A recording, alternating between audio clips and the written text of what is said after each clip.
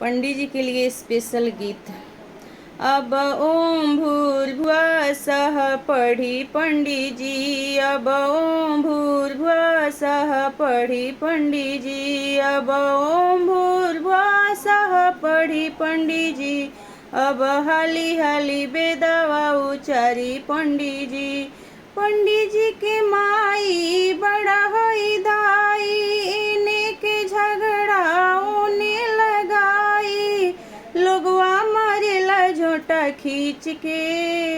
ए पंडित जी अब जाके मनाई ना माई के, अब ओम भूर्भुवः सः पढ़ी पंडित जी, अब हाली हाली बेदवा उचारी पंडित जी।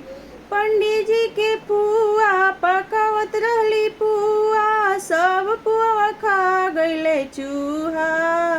ए पंडित जी अब जाके मनाई ना फुआ के, अब ओम भूर्भुवः सः पढ़ी पंडित जी, अब हाली हाली बेदवा उचारी पंडित जी।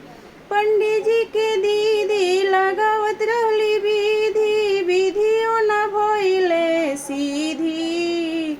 ए पंडित जी अब जाके मनाई ना दीदी के, अब ओम भूर्भुवः सः पढ़ी पंडित जी, अब हाली हाली बेदवा उचारी पंडित जी।